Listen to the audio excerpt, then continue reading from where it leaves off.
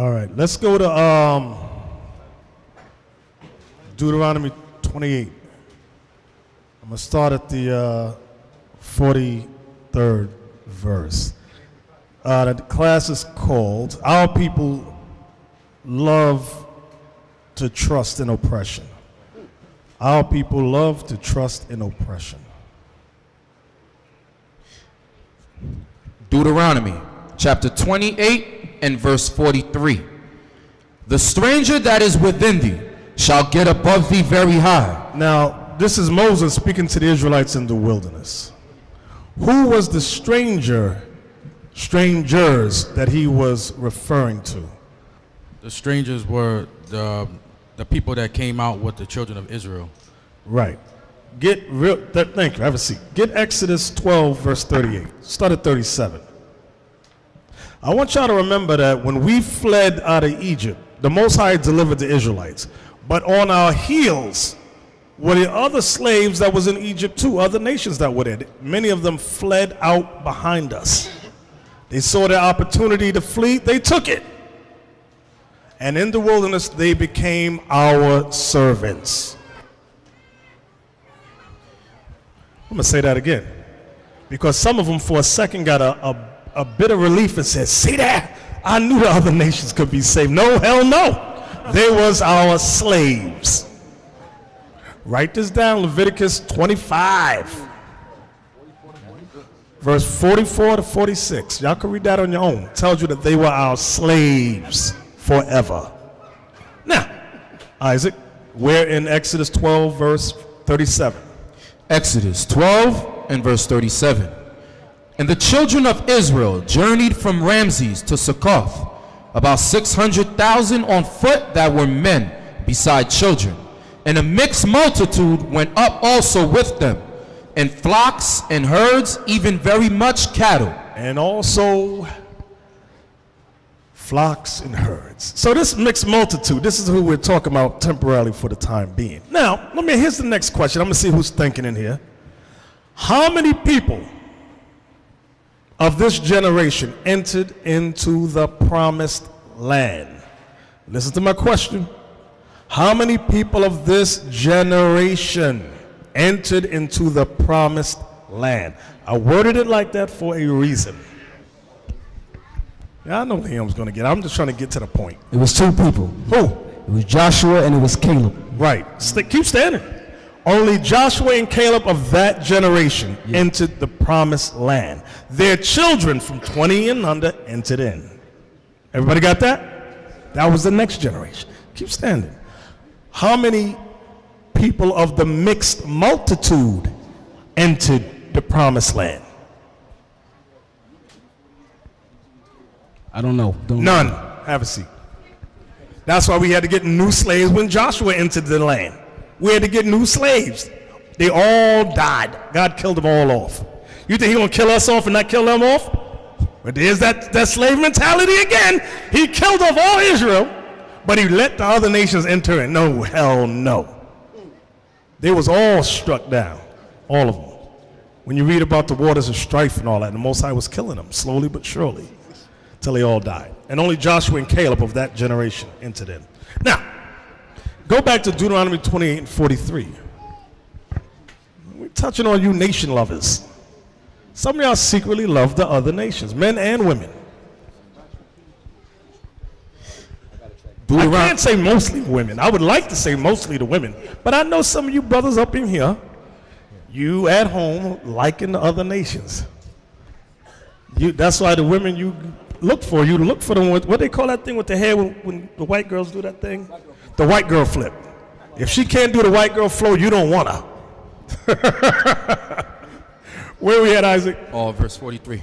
Deuteronomy 28, verse 43. Listen good. Deuteronomy 28 and verse 43. The stranger that is within thee shall get up above thee very high, and thou shalt come down very low. So the Most High was letting the children of Israel through Moses know that if we break his commandments, those nations, that mixed multitude that ran out with y'all, that are your slaves right now for the time being, they're going to get up above you very high. You're going to go down very low. Read on. He shall lend to thee. He shall lend to thee, like in the banking systems today.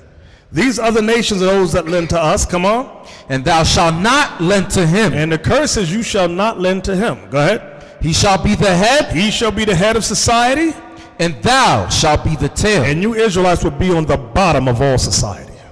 Did that come to pass? Oh yes, we're living it today. We are living that thing today. Now, go to Psalms 106 and verse 34, I think. Let me look at it. Psalms 106, verse 34. They did not destroy the nations concerning whom the Lord commanded them. See the disobedience of our people? God gave us commandment to destroy certain nations. Like, who can give me an example? And we did not listen. When Saul, God commanded Saul to kill the Amalekites, Very good. and he saved some. Very good. Saul, King Saul, the first king of Israel, of the tribe of Benjamin. You nation lovers. Samuel got so mad he had to show him how to kill this daggone Amalekite. Amalek today is this who? Amalek today is who? Iran. Amalek. The nation of Amalek. The Amalekites. Huh?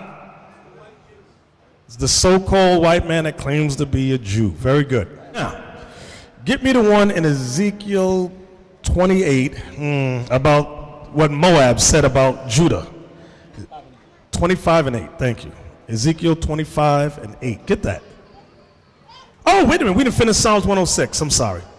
We didn't finish that. Back to Psalms 106. You read 334 again. I apologize. Just popped into my head. Psalms 106 and verse 34. They did not destroy the nations concerning whom the Lord commanded them, but were mingled among the heathen and learned their works. Read 35 again. But were mingled among the heathen and learned their works. Come on. And they served their idols, which were a snare unto them. Now, we were mingled among the nations and we learned their works. Now, there's a famous, Deacon I thought had a class on this some time ago. I'm stepping out, I'm going into Esau's world just for a second. There's a popular mental disorder where people, I'm trying not to give it too much, help me out here, when they assimilate, feel compassion even for their tormentor. I'm giving it away? Yeah, it's called Stockholm Syndrome. Right, very good. It's called the Stockholm Syndrome. Some of y'all need to watch that class Deacon Ithon did. Let's go to the video clip real quick. Blow it up. I need the sound. After being kidnapped, raped, and held as an 18-year hostage, J.C. Lee Dugard was rescued. But rather than condemning her captor, she shockingly referred to him as a great guy. On the surface, Dugard's behavior seems bizarre, but it's typical of a psychological phenomenon known as Stockholm Syndrome. Victims of Stockholm Syndrome develop compassion and loyalty towards their captors. The condition follows psychologically traumatizing situations like hostage situations and kidnappings. In fact, Stockholm Syndrome got its name in 1973 when two thieves accosted a bank in Stockholm, Sweden, taking 4 bank employees hostage. For 6 days, the prisoners were held in a bank vault, tied to explosives with nooses around their necks. During a rescue attempt, police were shocked when the captives took offense, siding with the captors. Like the Stockholm victims, people who develop this condition endure situations where they're forced to contemplate the reality of severe injury or death. In order for Stockholm Syndrome to develop, a victim must also perceive that her captors have shown occasional kindnesses. Being permitted to eat, not being punished for a so-called transgression, and even being allowed to live are all considered benevolent to someone with Stockholm Syndrome. People with Stockholm experience symptoms similar to post-traumatic stress disorder patients. They may have flashbacks, nightmares, distrust of others, and the inability to enjoy previously pleasurable activities. No one is sure why this phenomenon occurs, but it has been suggested that a victim believes, perhaps unconsciously, that forming an attachment to her captor maximizes her survival. Oddly, Stockholm Syndrome doesn't resolve in tandem with the end of a hostage situation. In the 1973 bank robbing, the freed hostages remained loyal to their captors, even setting up a fund to cover the criminals' legal fees. These symptoms of Stockholm Syndrome are actually something of an anomaly, because according to FBI reports, 73% of abduction victims show no compassion or affection for their captors.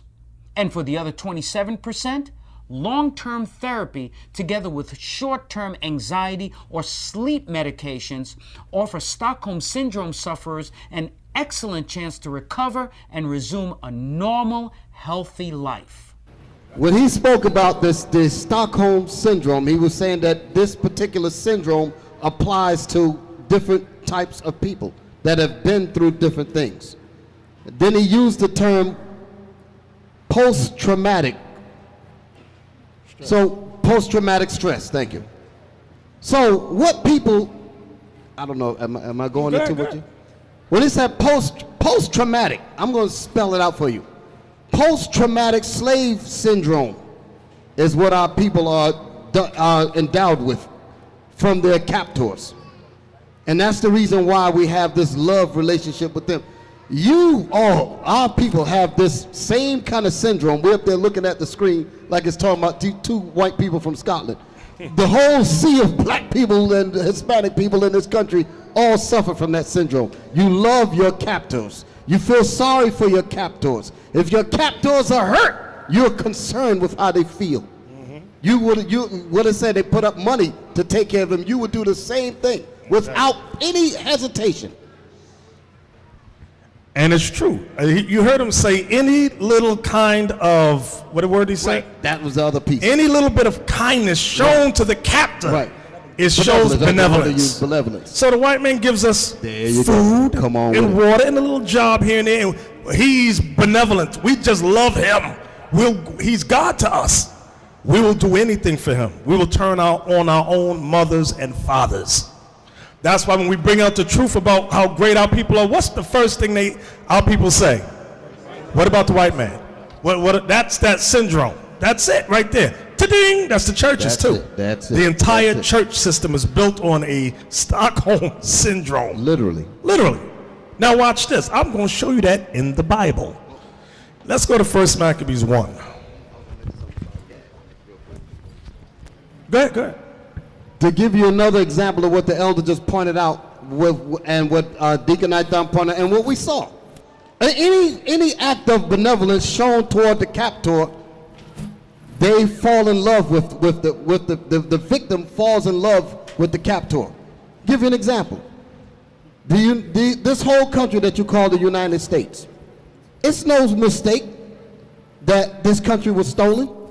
The whole country was stolen from the original inhabitants that owned this land. And what did he do? Took the whole land from them and relegated them to the bathroom called reservations. And nobody has anything to say about that. Then had the audacity to put up a United Nations building on the same land and talk about dealing with injustices of other countries, and the territory that the building is sitting on is stolen. So if you want to argue about crimes of injustice, you got to get the building off this land, because this land don't even belong to you. And nobody said anything. Exactly. 1 Maccabees 1 and 11. 1 Maccabees chapter 1 and verse 11. In those days went there out of Israel wicked men, who persuaded many, saying, let us go and make a covenant with the heathen that are round about us. For since we departed from them, we have had much sorrow. Because it was a time of war. We was fighting against the Greeks. So you had certain wicked Israelites who was in love with the Greeks. Let's make a covenant with them.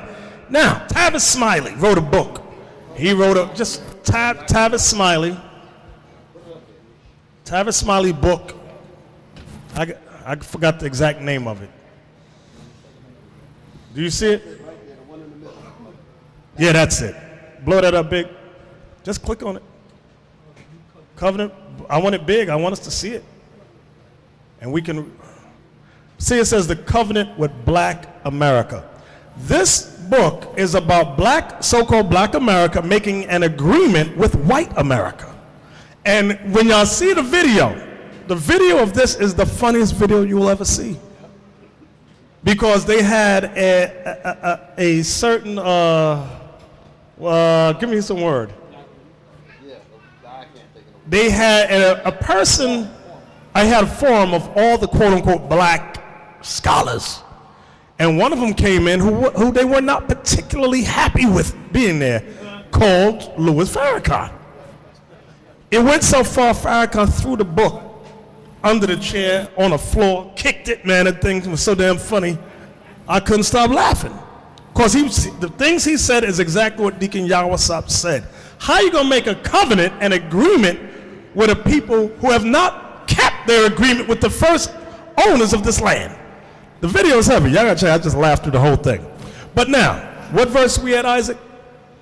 That was 1 Maccabees chapter 1 and verse 11. Come on. In those days went there out of Israel wicked men, who persuaded many, saying, let us go and make a covenant with the heathen that are round about us.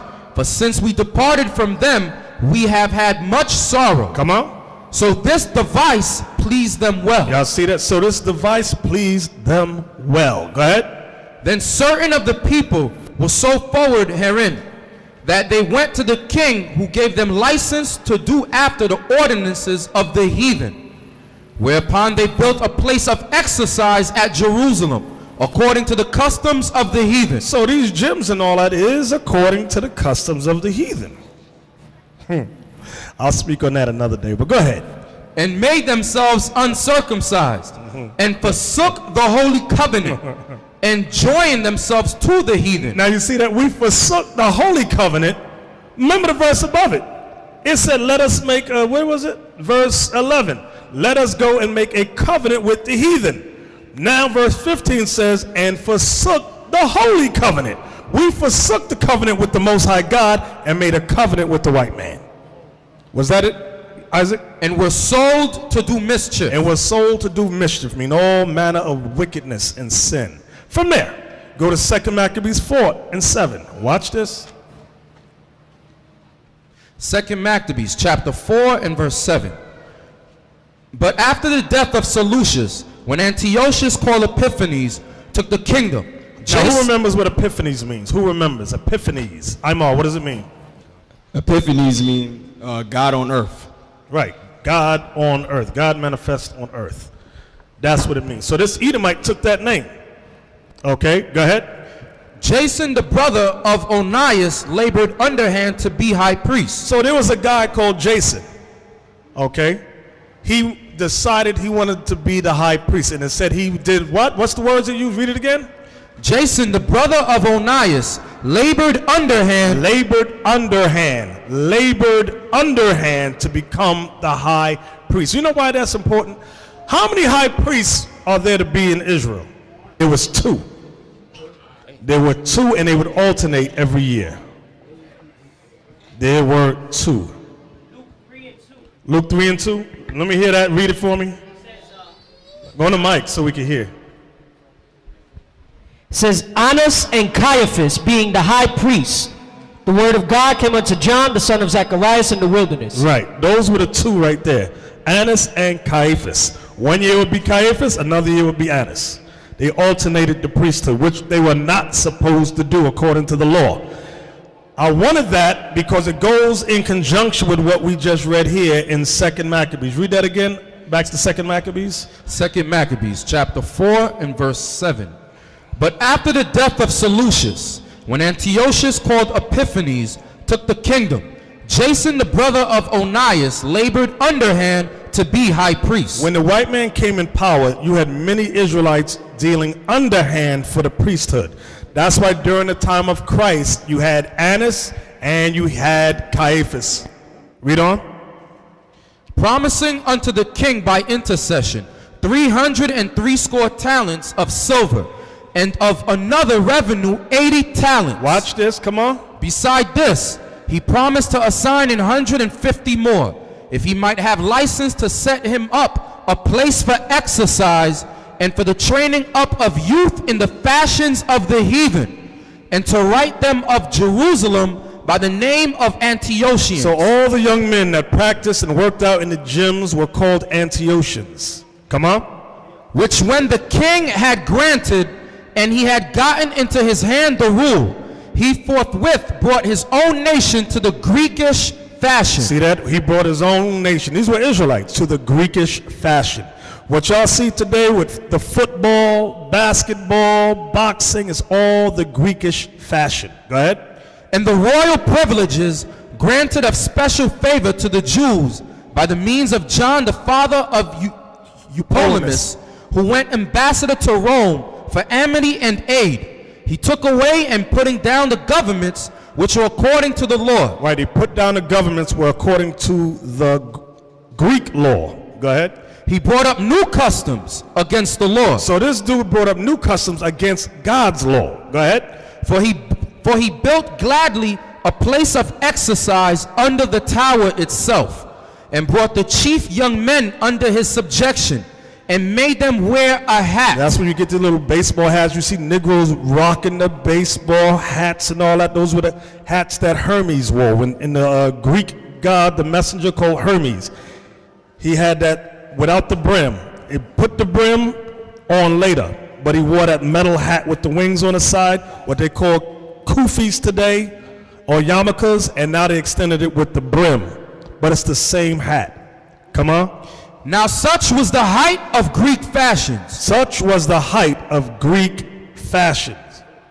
And increase of heathenish manners. And an increase of heathenish manners. Right, this is the hat right here that he's showing. That's Hermes. Or sometimes they call him Mercury, the messenger. Yes. Adidas has a pair of sneakers now that they sell with the wings on it. Right, y'all see those new sneakers that Adidas got? Okay, they got sneakers with wings on it. All comes back to the Greek fashions. See, a lot of our people get involved in these things and they have no idea that people don't just make these things up. They go back to the history and label it on you. Exactly. These were the hats they had us wearing. They're called yarmulkes or kufis. Okay, the brim came sometime later. Okay, so that's what it means. They made us wear a hat. Now, with all this that we're bringing out, you will have Israelites. We will read this history. Not nobody will talk about the Adidas sneakers with the wings on it. They won't talk about Nike or none of that. But they'll speak against us. You Israelites, our own people. Where you at, Isaac? 2 Maccabees 4:13. Come on. Through the exceeding profaneness of Jason, that ungodly wretch, and no high priest, that the priest had no courage to serve any more at the altar. See that? Come on. But despising the temple and neglecting the sacrifices. You see, with all that exercise and the sportsmanship, I'm gonna tell. Who can tell me why the young men of Israel loved that so much? All right, let me hear you, Abiel.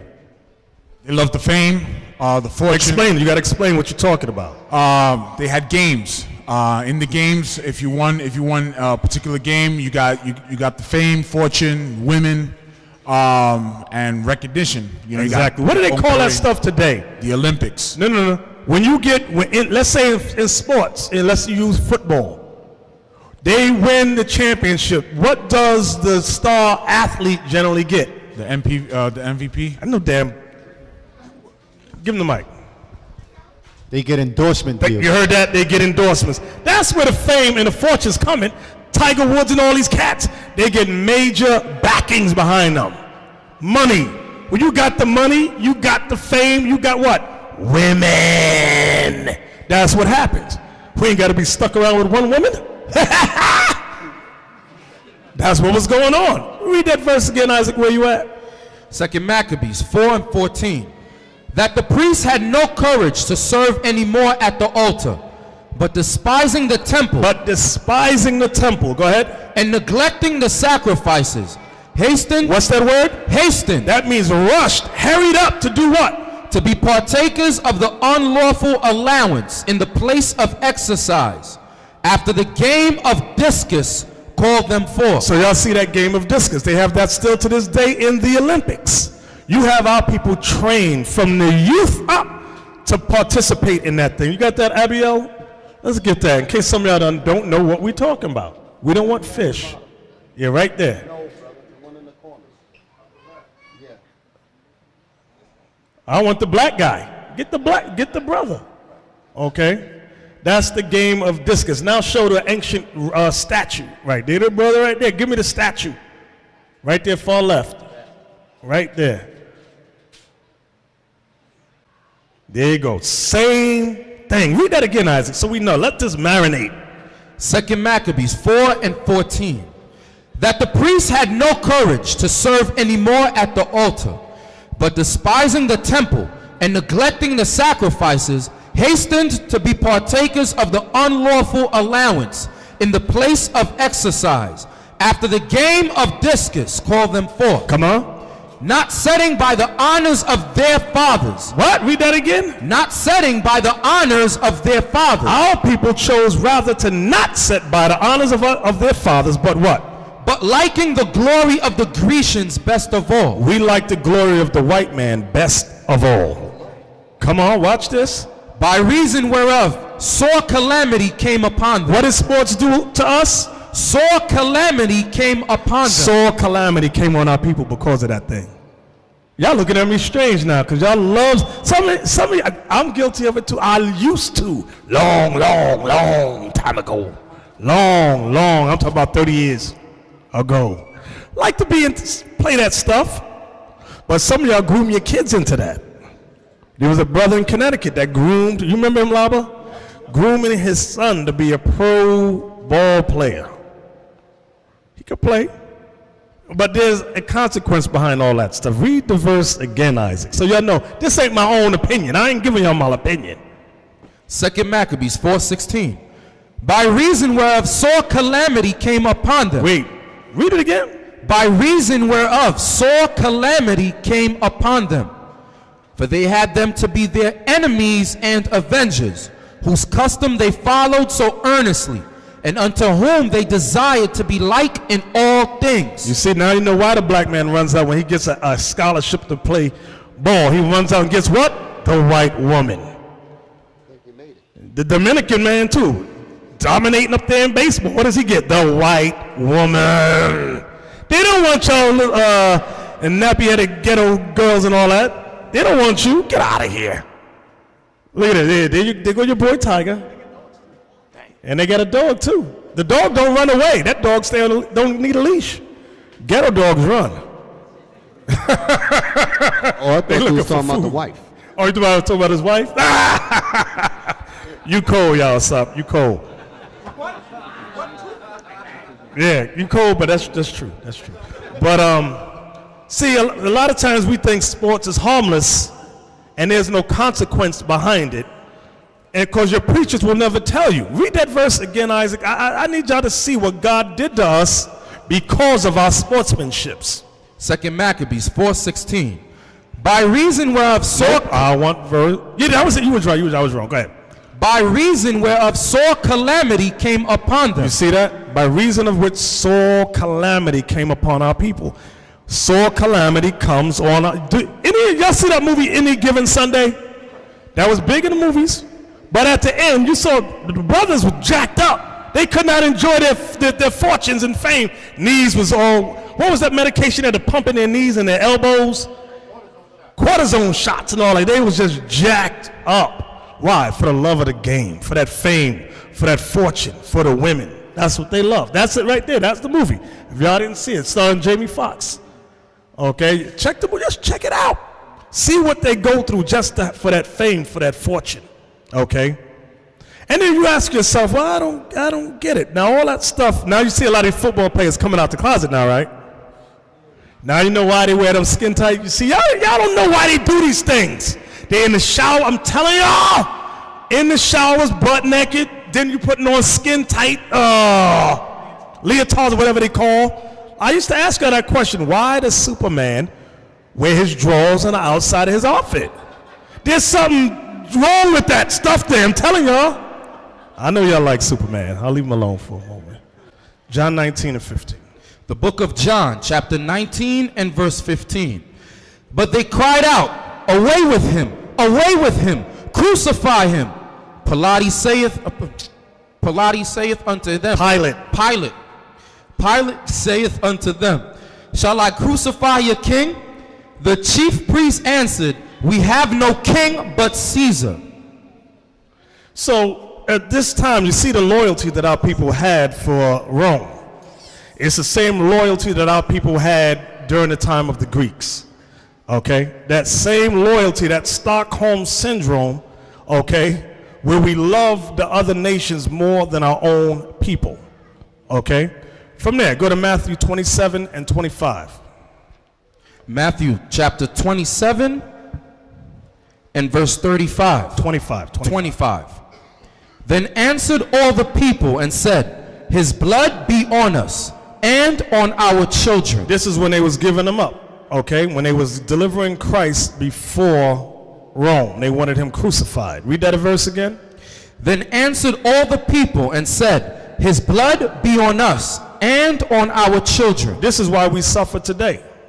Okay, this is a part of why Deuteronomy 28 hit us so hard, because of the mouths of our people. That's why Christ said, every idle word that men shall speak, they shall give account for. Read it again. Matthew 27 and 25. Then answered all the people and said, his blood be on us and on our children. Right, from there, let's go over to Zechariah 11 and 4. Zechariah chapter 11 and verse 4. Thus saith the Lord my God, feed the flock of the slaughter. See what God calls us? The flock of the slaughter. Go ahead. Whose possessors slay them and hold themselves not guilty. We see that every day. Trayvon Martin, Grimaldi Graham, Demetrius was the last name? Darius Simmons. Okay, read that again. Whose possessors slay them. We are held in possession to the so-called white man, whose possessors slay them. Go ahead. And hold themselves not guilty. Do they hold themselves not guilty? Yes, they hold themselves not guilty. And our people are shocked, amazed, and astonished. Why? Because we have given our soul and our love to this place, and they're still treating us like dogs. Okay? And hold themselves not guilty. Our sons get shot up. Ebony Magazine is having 4 different covers next month in honor of what happened to Trayvon Martin. They're going to have, who's on these covers? 4 different prominent blacks. You have Spike Lee and his son. You have, Dwayne Wade and his sons. There's 2 more. Right there. And this is the remaining son, right? There's Spike Lee and his son. Okay. And what was his name again? Boris Cujo, right. About what happened. All that means nothing if we do not return to the Most High God. All that means nothing. Because all they want is what? To be a part of America. Our people in doing all this stuff like these magazines, they're not talking about deliverance and leaving and getting our own nation like God says. They're talking about being united as one with our enemies. That's what they're talking. They're talking about what that dude was just talking about, a covenant with black America. Let's be at one. Read that again, Isaac. Zechariah 11 and verse 5. Whose possessors slay them and hold themselves not guilty. Come on. And they that sell them say, blessed be the Lord, for I am rich, and their own shepherds pity them not. And they that sell them what? Read that part again. And they that sell them say, blessed be the Lord. That's what the white man says. Blessed be the Lord. Go ahead. For I am rich. For I am rich. Because Wall Street was built up on the backs of slaves. All the monies accumulated to keep this place, New York, Chicago, Detroit, going, was built up on the backs of our ancestors. Right. Can I say something? Go ahead. When we use the word slaves, I like to use the word our fathers. Because sometimes we hear words like slaves and you have a detachment, a disconnect. That's why you have to say your daddies, your mothers, so that you can picture yourself inside of it. That's the reason why I have trouble with these terms sometimes, because I know how our brain is. We are so conditioned into thinking that we're Americans, and we hear about slavery. Oh, that wasn't us. That was, and then you get some so-called white man or white woman stand up on a talk show and say that was years ago, and you're simple, stupid behind talking about something. Yeah, you're right. And those were your fathers and mothers that they were selling. Read that built this country. Read that again, Isaac. Zechariah 11 verse 5. Whose possessors slay them and hold themselves not guilty, and they that sell them say, Blessed be the Lord, for I am rich, and their own shepherds pity them not. See that? And when it says their own shepherds pity them not, who are the shepherds of our people, Khalil? Who are some of the shepherds of our people? The shepherds are the leaders. Al Sharpton's, Jesse Jackson's, whoever else that's out there that's Harry Belafonte, leading. Louis Farrakhan. Those are all the leaders out there. Those are the so-called leaders out there. And the Bible prophesies, what, Isaac? Read that part again. Whose possessors slay them and hold themselves not guilty, and they that sell them say, Blessed be the Lord, for I am rich, and their own shepherds pity them not. And our own shepherds, our own leaders, pity us not. From there, go to Isaiah 30 and 12. Isaiah chapter 30, verse 12. The book of Isaiah, chapter 30 and verse 12. Wherefore thus saith the Holy One of Israel, because you despise this word, and trust in oppression and perverseness, and stay thereon. Read that again. Wherefore thus saith the Holy One of Israel, because ye despise this word. See, our people, we've been here for over 400 years. We have tried everything. We've tried voting. It didn't work. We've tried marching. It didn't work. We've tried nonviolence. It didn't work. We've even tried violence. It didn't work. We've tried everything under the sun except the word of God. Read it again. Wherefore, thus saith the Holy One of Israel, because ye despise this word. And that's the proof. We despise this word, God's word. I know what some of y'all thinking. No. We tried this before. The Honorable Dr. Martin Luther King. Dr. Martin Luther King Jr., for the uneducated simple Negro, did not base his teachings on the Bible. Who knows what he based his teachings on? Right here, new brother. Give him the mic. Gandhi? Right, Gandhi, an East Indian. Okay, that's what he based his teachings on, not on the Bible at all. That's why his speeches were so profound. Well, what scriptures was he quoting? What scriptures was he quoting? Not near one. Not a one. But our people who despise this word go, oh, that's the word of God. That is the word of God. See that one in the middle, Abiel? Right there, that one right there. Now go, there's another one. I just saw another one. Go back up, back out. Go down, go down, go down, go down. Right there on the left. See the drawing? Down, down. Yes, that one right there. Because the white man knows what Martin Luther King based his teaching. Negroes don't know. Our people, oh yeah, that's the Bible. That's the Bible. No, that's not the Bible. That is not the Bible. Because if he had read the Bible, he would have read what we just read in Zechariah 11. Whose possessors slay them and hold themselves not guilty. He ain't never read that. There's a lot of things in this Bible. Okay, where you at, Isaac? Isaiah 30 and verse 12. Come on. Wherefore thus saith the Holy One of Israel, because ye despise this word, and trust in oppression. And trust in what? In oppression. And trust. Give me another word for oppression. Right there. Give me some more. Give me some words. Because y'all read the word oppression, and or the first thing that might pop into your minds is chattel slavery. But it's not going into that. We trust in oppression. What is the oppression we trust in? We trust in America's justice systems. Okay, that's one. Give me another one. We trust in their jobs, their Section 8, their programs for assistance. Azariah. The whole thing comes down that we trust into their democracy, their political system. Right. I like that. We trust in their entire political system. That's why when you got Puffy, Sean, what's his name? P. Diddy with shirts. Vote or die. Can you put that up there, Abiel? Vote or die. Do you know our ancestors died for the right to vote, Negro? You are crazy. Where has voting gotten us? Where has voting gotten us? When did we first get the right to vote? Google that thing, Abiel. Google that. I used to know, but I can't remember off the top of my head. When did the Negro get the right to vote? It's in the late 1800s, I think. I just cannot remember the date. Tell me when you find it. Where we at, Isaac? Isaiah 30 and verse 12. Read that again. Wherefore thus saith the Holy One of Israel, because ye despise this word, and trust in oppression. And trust in oppression, go ahead. And perverseness. And perverseness. The perverseness is still going with their politics and their religions. Go ahead.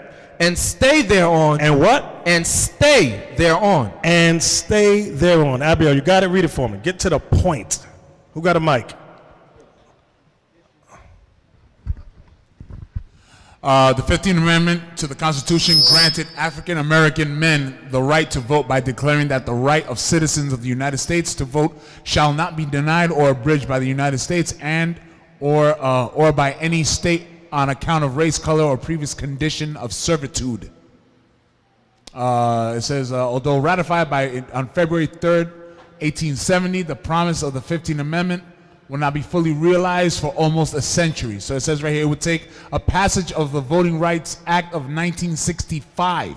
Who knows what the Voting Rights Act of 1965 is? The Voting Rights Act of 1965. Remember, it was ratified, it was implemented around 1870. You got your right to vote. But there was the vote, what was that thing again? The vote, what is it, Abiel, what did it say? I'm sorry, it's the Voting Rights. The Voting Rights Act of 1960. Who knows what that is? Yahshua. Talk on the mic. That was the enforcement of it. So they wrote it down, but they didn't have anything in place to actually implement it until the Voting Rights Act of 1965. No. Azariah. Oh, you got it? Yep. Okay, let's just read it then. All right. The Voting Rights Act of 1965 is a landmark piece of the national legislation in the United States that prohibits discrimination in voting. Right, stop right there. Who knows what was going on?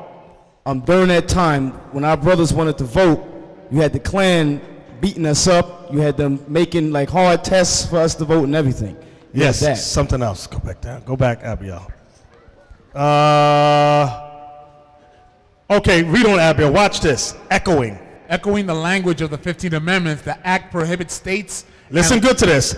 Echoing the language, I'm going to read it, Abiel. Echoing the language of the 15th Amendment, the act prohibits states and local governments from imposing any voting qualification on prerequisites to voting or standard practice or procedure to deny or abridge the right of any citizen of the United States to vote on account of race or color. The act was signed, the act was signed into law by President Lyndon B. Johnson, who had earlier signed the landmark Civil Rights Act of 1964 into law. It came back up again. What the states were doing was they gave you black men a test, meaning like a reading, the prerequisite was if you could read. They said, okay, you can't vote if you cannot read. Now, pretty much all of us know how to read. They could pull out a book, get one of the hardest books out there. Let's say you got a book on Shakespearean literature. The certain states like Texas could say, okay, in order to prove that you can read this and explain it. And it'll give you a passage from there. Though thou knowest this thistle uponest mine. And you got to, what the hell? You can't read it, you do not have the right to vote. That's what many states were doing. So now the Voting Rights Act was prohibiting that. But it came up again. It was either last year or this year. Every couple of years, was this year, Joel? This year, came up again because it's still a law. And blacks are saying, why don't you just get rid of that? If we are citizens, why do you got to give us a test to show that we know how to read and all that? So who remembers what a law came down, who remembers what it was? Where they said the states do have that right. If a state decides to implement that, they can do it. And you Negroes have nothing to say about it. But we all equal. We all equal in the sight of God and the United States of America. Y'all, so our people is foolish. They allow you to play football and basketball, and you forget all about stuff like this. Exactly. Read that again, Isaac. What did you say, Malachi? I was saying that they don't do that to the Chinese or Right. the Europeans that's not citizen but can come over here and gain that citizenship. All right, they don't tell them they got to renew rights to vote and all of that. Exactly. All right? Read that again, Isaac. Isaiah 30 and 12. Listen good. Isaiah chapter 30 and verse 12. Wherefore thus saith the Holy One of Israel, because ye despise this word, and trust in oppression and perverseness, and stay thereon. So we despise the word of God. God has given us the program on deliverance. God has laid out this is a roadmap on how to give our people salvation, how to break the bonds of sin. Okay? That's on us. The Most High says, I'm giving you the plan, because when y'all get to this level, I'm going to deliver you. Our people go, I don't want that though. No, I want democracy. Now you got some clever Negroes. They say, listen, democracy is not the way. The way to go, you have one group now, you got black men becoming Republicans. Another group that I heard a couple of weeks ago say, no, socialism is the way to go. No, Negro, the God of heaven and earth, we got to go by what he says. When is our people going to start doing that? We trust and listen to what God says. Read it again so you know that this ain't my words. Isaiah 30 and verse 12. Wherefore thus saith the Holy One of Israel, because ye despise this word, and trust in oppression and perverseness, and stay thereon. Our enemies have implemented Marxism, liberalism, socialism, communism, democracy, republicanism, and it's all meant to divide and conquer. A Negro has not figured that out yet.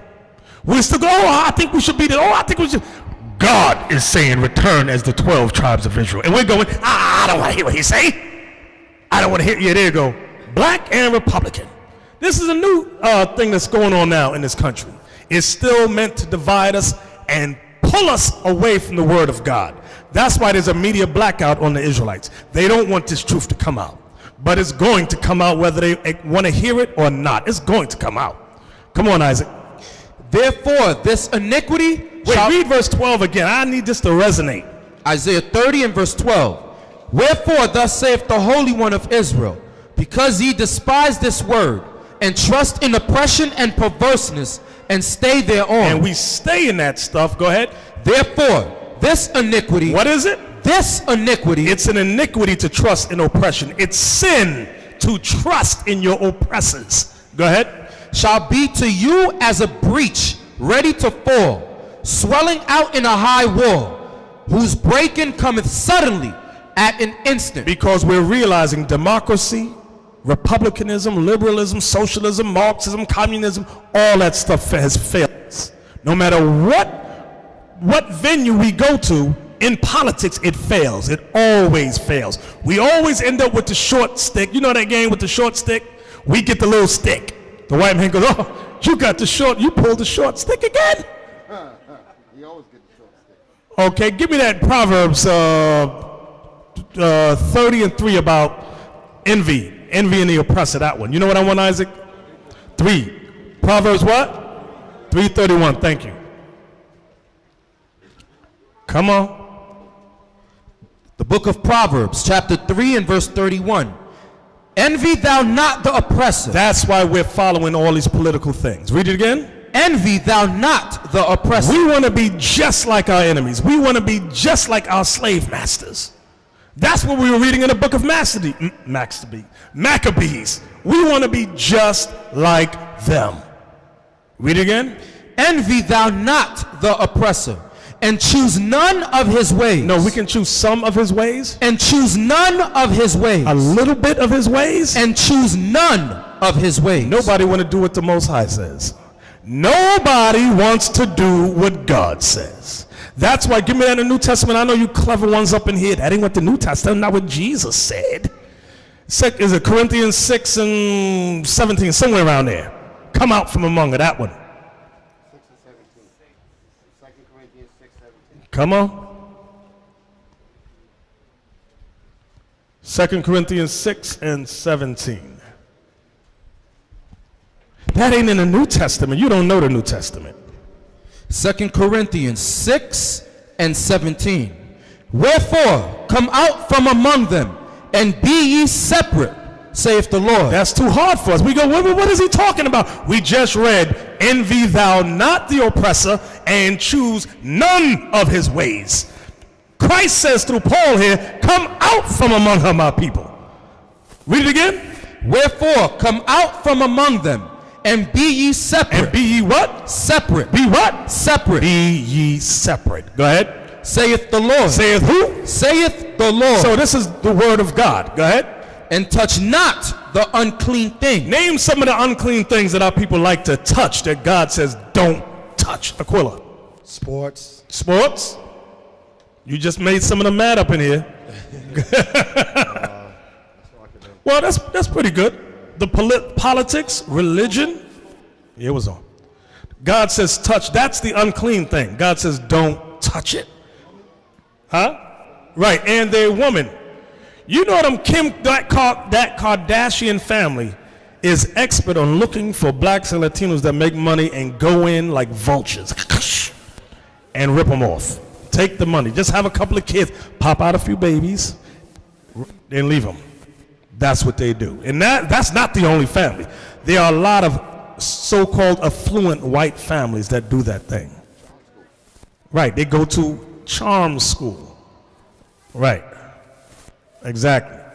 Come on, Isaac, where you at? 2 Corinthians 6 and 17. Wherefore, come out from among them, and be ye separate, saith the Lord, and touch not the unclean thing, and I will receive you. Come on. And will be a father unto you, and ye shall be my sons and daughters, saith the Lord Almighty. So this proves our people in the churches have not learned the Bible. We have, as a people, we have not learned the true word of God. We've learned religion, but we have not learned the true word of God. Come on. That verse, read that verse again, because I can't imagine how people could sit up in church and read this and still come out stupid.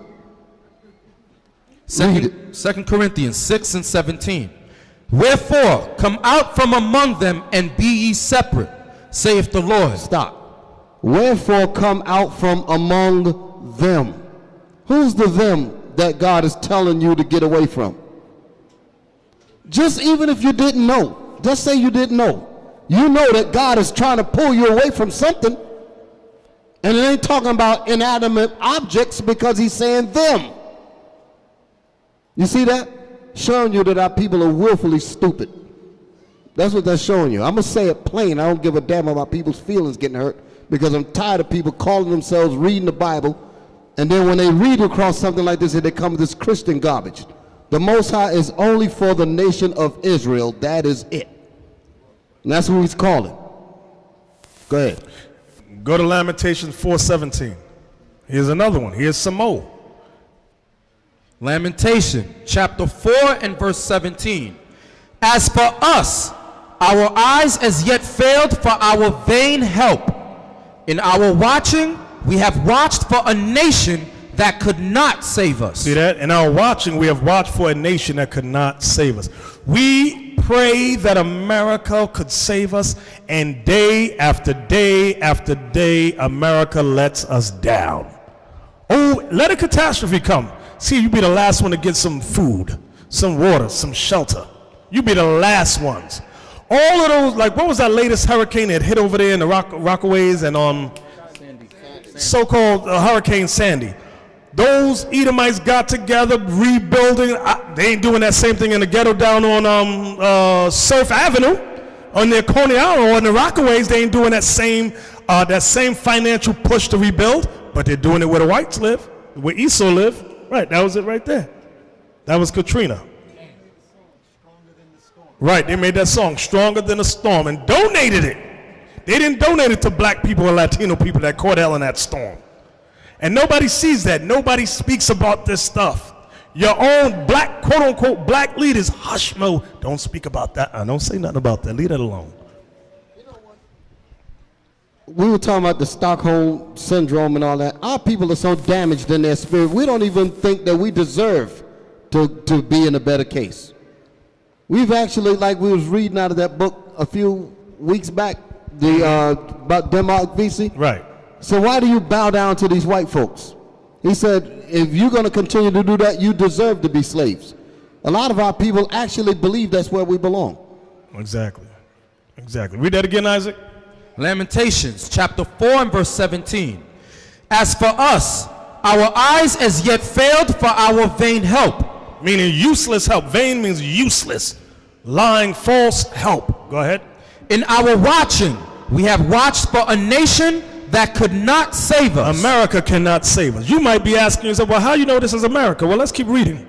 They hunt our steps, that we cannot go in our streets. This happened during the time of the 1400s, 1500s, 16, 7, all the way up to Andrew Jackson. Go ahead. Our end is near.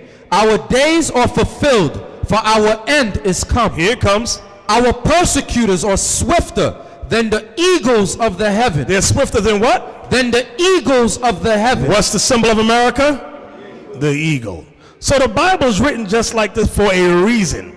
Because blacks and Latinos try to be clever. Well, how do you know that this is what it's saying? We know what we know. Because we know the Bible. Okay? Our enemies are swifter than the eagles of the heaven. Go ahead. They pursued us upon the mountains. Didn't they do that to their so-called American Indians? They pursued them upon the mountains. Go ahead. They laid wait for us in the wilderness. And they laid wait for them in the wilderness to steal this land. Okay? From there, who can tell me the law and judgment? I want the law. I word it like this. I want the law on slavery. The law on slavery. What is God's law on slavery? Ramiah. Exodus 21:16. Let's get that. Read that one. Exodus 21:16. This is the law for slavery. The book of Exodus, chapter 21 and verse 16. And I want a minister to read this thing. Go ahead. And he that stealeth a man and selleth him, or if he be found in his hand, he shall surely be put to death. Read it again. And he that stealeth a man. Were we not stolen as a people, as a nation? Yes. Go ahead. And selleth him. Were we not sold? Yet nobody knows? Yes. Go ahead. Or if he be found in his hand. Are we still in his hands today? Read. He shall surely be put to death. That's the judgment. Y'all don't want to, you know, that's why, see, the white man is very clever. When he taught the Negro ministers that God's laws are done away with, like I always tell you, the white man is 10 steps ahead of us when it comes to thinking. He's already known, listen, we can't let these people read these laws. Tell the slaves, if they go and read the Bible, stick with the New Testament. That's what they do. But the book of Jeremiah, chapter 50 and verse 33. Thus saith the Lord of hosts, the children of Israel and the children of Judah. That's both kingdoms, northern kingdom, southern kingdom. Go ahead. Were oppressed together. Our people are oppressed together. That's how we know the Latinos, the Indians are so-called Israelites, because we were oppressed together. When we were made slaves, they were with us in slavery to this day. Go ahead. And all that took them captive. And all, listen good to this part, and all that took them captives held them fast. Held them fast. They refused to let them go. They refused to let us go. That's Bible prophecy. Now, we read the law, right? Remember what Christ said about the law. He said, I'm not come to destroy the law or the prophets. Remember he said that in Matthew 5:17? Give Revelation 13 and 10, 9 and 10. This is why when you read this, ministers and so-called Christians cannot comprehend, can't understand why Jesus said this. Revelation 13, 9 and 10. The book of Revelation, chapter 13 and verse 9. If any man have an ear, let him hear. He that leadeth into captivity shall go into captivity. He that killeth with the sword must be killed with the sword. Here is the patience and the faith of the saints. Here is the patience and faith of the saints. Some people don't understand why Christ said, he said it because of what the law said. He said it because of justice. People are confused about that thing. Not my. See that Jesus y'all. You want all the atrocities to happen to our people, and God just says, just forget about it. Yeah, I know the white man did this, dude did that, let's forget. God is a just God. On your point. Could you read verse 9? Revelation. The reason why, because we normally just go past that, but let's meditate on verse 9. Revelation 13 and verse 9. If any man have an ear, let him hear. Why did the Bible say that? Who that in the back? Levi? Yeah. Why did the Bible say? Why did he start off with that? I can't hear you. Simply because not everybody's going to understand what the Bible is saying. I can't say it again. Simply because not everybody is going to understand what they're saying, the meaning of the saying. It ain't a problem with understanding. Yeah, you're right, but it ain't a problem with understanding. Also, because the captivity part, the way our people been brainwashed, they will not believe that their oppressor is going to be going to captivity themselves. Okay, you're right. Now, but here's the point, not to detract from what the elder's saying. Read it again, Isaac. Revelation 13 and verse 9. You're right with what you're saying, but I want to go a little deeper, then I'm going to give it back. If any man have an ear. Stop. Do all men have ears? Yes, they all do. So why is Christ saying this? Because everybody don't listen. He wants you to hear what he's going to say. He said, if you have ears on your head, open your ears up and listen to what I'm about to say. In other words, I want these words to go into the deep recesses of your brain. That's what he's saying. Read it again. If any man have an ear, let him hear. So open your ears up and hear. Read. He that leadeth into captivity shall go into captivity. He wanted you to digest those words in your brain. He that leadeth into captivity, they're going into slavery. There's no ifs, ands, or buts about it. There's a chain waiting in their future. Read. He that killeth with the sword must be killed with the sword. He that killed our people with the sword, they must. Not maybe, not perhaps. They must be killed with the sword. That's reap what you sow. That's a law in the Old Testament. Now this is a painting from the Varanay. This is what our ancestors painted on a cathedral in Romania on one of the churches. You see all the angels black. Now look at the ones in chains. Can we zoom in? Or pixelates. But those are Edomites, so-called white folks. Our ancestors had more. Now this was painted in like the early 1400s, 13th century. You got chains on their necks and all that. That's the church. Some of our people are looking at this and think we're looking at a comic book. You don't realize that these pictures are thousands of years old. Right. This is not a most Negroes have no clue that paintings like this exist. This comes out of a monastery over there in Romania, the Varanay, and motivated. It started naming a whole lot of churches where these paintings were at. Show the black hand of God in justice, right there. Zoom in. That's. Save it, then open it up. Right. Or pixelate still, but look at the hand of God right there. Black. Over the white man. And it's a scale of justice. I gotta stand judgment. up. I got to stand up. That's one being judged. I want y'all to look. I know how the Negro brain is. He'll say he's not seeing. Where you at? Take his mic. No, I'm good. They'll say that it's not. They look quite black, but they're not black. You see the angels? You see the angels off to the side? You see the hand of God? You see the halos? Paint points so they know what you're talking about. You got to take the loose mic, take Malachi's mic. That's white right here. Around the halo is white. Look at the color of the men here. See the brown color? See the hand? You ain't got to go to it. It's going to pixelate. I want y'all to see. See the color here? Now look at this.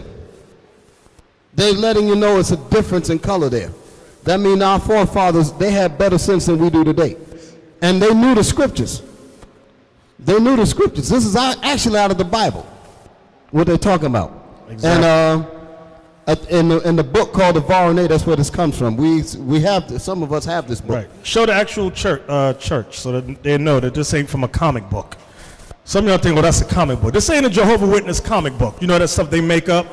That's the name of the book. Right, that's the church. That's the actual church right there. This church here, if you zoom in on those walls, those are where the paintings are. All inside, it was like 5 churches through 5 different provinces all throughout this area. Romania, Russia, and all of that. Right, exactly. That's what this is talking about. So this church is still standing. Negroes talking about they went to travel. Winter and don't know nothing about stuff like this here. And these paintings are all in there, painted by our forefathers, showing you that we ruled over there. In Europe, it's known that the Jews are black. It's known. They know that already. In America is where it's hidden. Why? Because the bulk of us are here. That's why it's not a secret over there. That's why they don't hide it. They go, oh yeah, the Jews are black. We know that. But in America, it's hidden because they know that the bulk of us, according to Jeremiah 15:33, that most of the 12 are here in the Americas. So they keep that a secret. They keep this stuff a secret. These paintings and pictures and all of that. That's it. And wait. The verse that he read was he that leadeth, because this is the reason why you went here, right? The reason why we went to the picture, because our foreparents, they knew the Bible better than we do today. He that leadeth into captivity shall go into captivity. Look at what the so-called white people have around their legs. Chains. Okay? You see this? Look! Shackles. Oh, and it says, sinners going to hell. That's what is written in the book. It says that in the bottom of the book, sinners going to hell. After the judgment of God, the black hand, which way would the balances tilt? Remember that, Elder? Yeah. That's what we're talking about. Okay.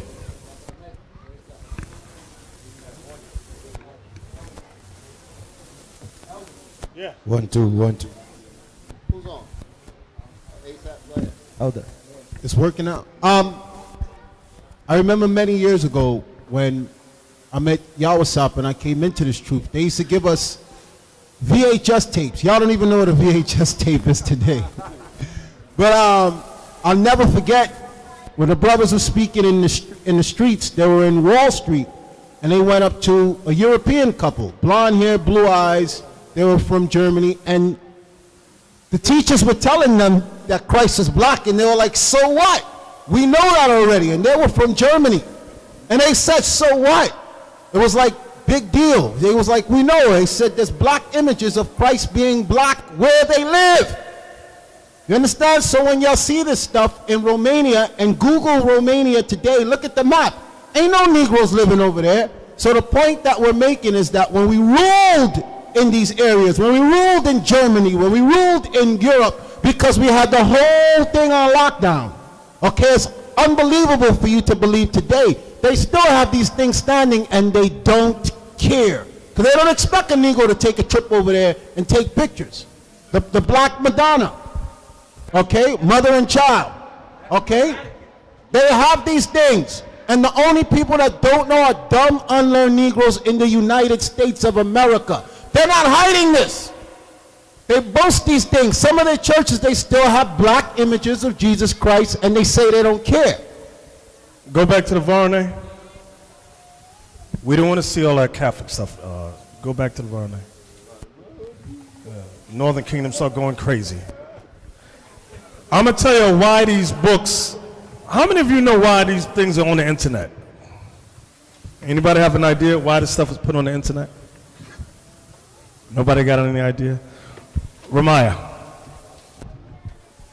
Because it's already out there, and if they try to hide it, it just validates it for everyone. Right. When this did not get out there until the Israelites started teaching us and showing us.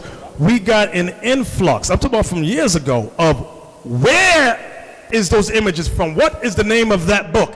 After that, that's when these things started popping up, because people wanted to know, where did y'all get that from? Did y'all make that stuff up? Because like they're saying, people in America, they live under a censored, in a bubble. America's in a bubble, where you got the most powerful nation here, but the citizens are the dumbest. Okay, yes, Bezalel. Now they're trying to censor the internet because they want to put a stop to a lot of this information coming in. Exactly. But what I wanted to point out was that even in the Varney, that temple, when you look closely at the images, they're whitewashed a bit. Right, they are. Because when you look at them, the outer borders are always dark, and it's towards the middle where the highlights are, where they start getting white. Right. And a lot of times when you see these images, they change the shape of the heads and the face because the original images had afros and kinky looking hair. So they had to distort it a bit to try to make it look like Caucasians. Right. This is how they do it. They break off the paint. Notice it's artistically done, the breaking away of certain colors around there. Then they redo it. That's the art of iconoclasm. That's how they do it. That's where the they term didn't finish. whitewash came They from. didn't finish. That's why you see some of them look like those. Some look darker than others because they couldn't complete it. Exactly. So some of it, when you look, some of them look, the paint looks more newer than in other portions. Exactly. Because they didn't get to those parts. Can you zoom in at the top of that, Abiel? The top right there. The very tight top right there. I might pixelate, I'm not sure, but yeah, zoom in. Go up to the top. Right there is Christ in the middle with the archangels around him. Jet black. Jet black. And on the right is the apostles. On the left, you have the prophets. I got the book at home, so I know exactly what it is. Okay, you got Mary there. You got John the Baptist to the right. Okay. Is there any mistake about the color of those people in this picture?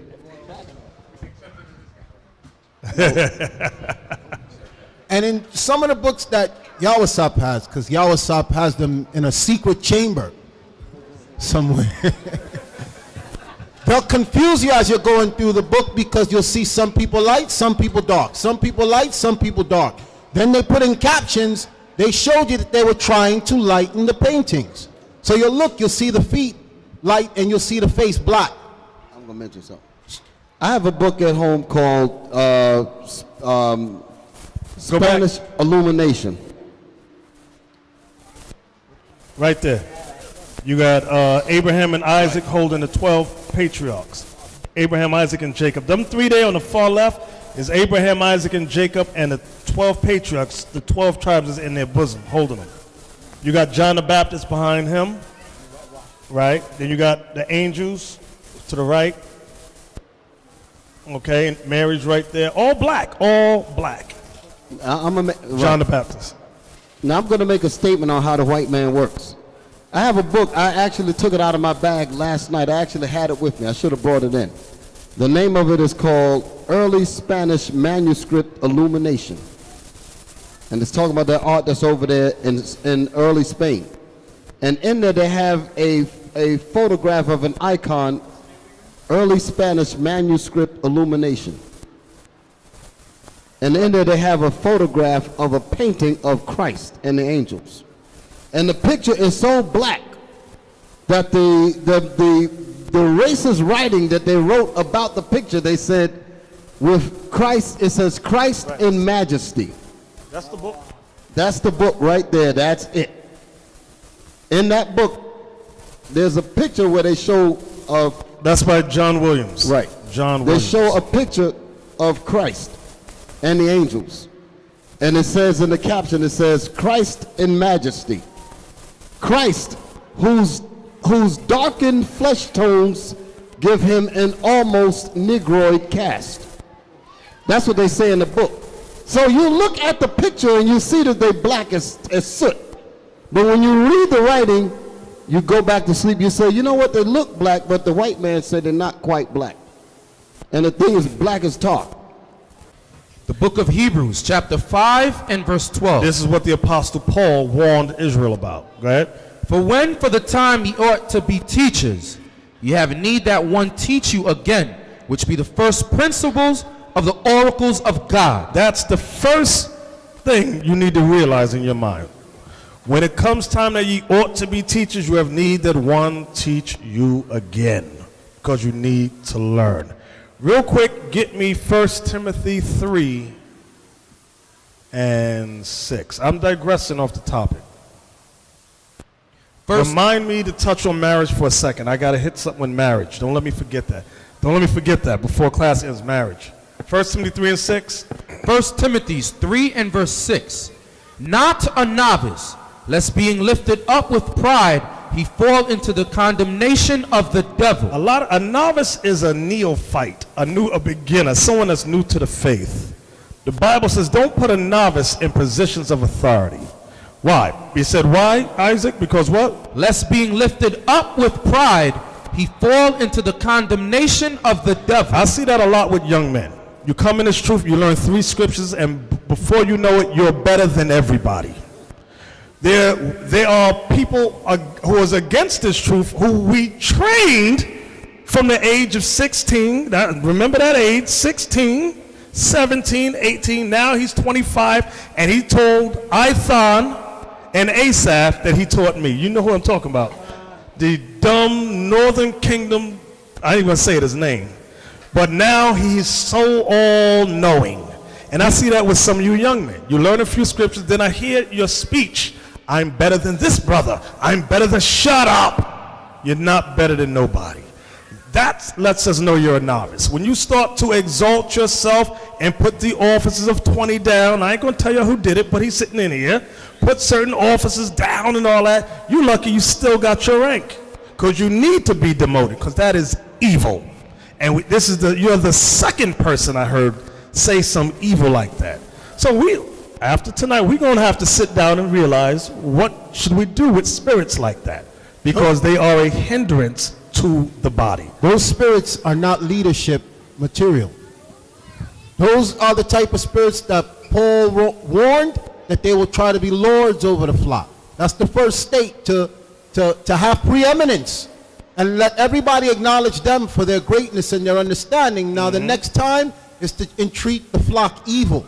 Once you get that level, that position that you are the all-seeing and you're smarter than everybody, the next thing out your mouth is evil. Okay, because Christ said the greatest of us all must be what to the people? Servants. And some of y'all don't know how to serve the people. Some of you just run your mouth and look at other brothers and try to tear them down and say, I'm better, I'm better, I'm better. Who sees me? That's a dangerous spirit to have in a brother. Exactly. Yeah, you know this with all the wisdom brothers will have. But they could not control their spirit. They could not control their thought. You have to be able to control your thoughts. Not everything pop up in your mind you're able to come out your mouth. A spiritual man don't think like that. Spiritual men examine their thought, question the thought. You understand? If it need to put it out or not. You understand? That's how we know that you can know how to move precept on precept, but with no understanding. You understand? Exactly. From there.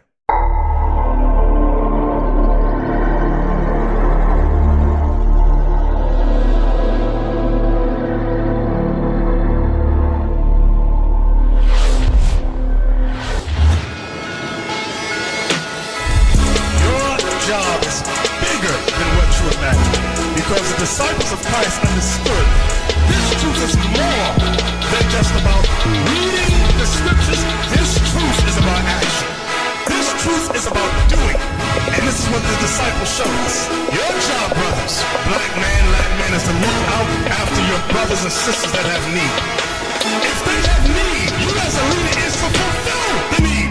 If they have no food, what is reading a scripture to them going to do? If they have no clothes to wear, what is reading a scripture going to do for them? Nothing. Let's get that in James now.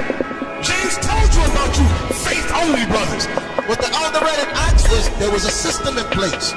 Okay, people are going to come to us after we've read them the scriptures. Let's put something in place so when they come to us, we can help them. This truth is about building the nation of Israel. They're going to come in sick. They're going to come in naked. They're going to come in hungry. It's not just read a verse. That's a part of it. I'm not knocking. That's the main thing. But behind that, we have to do those things necessary for them to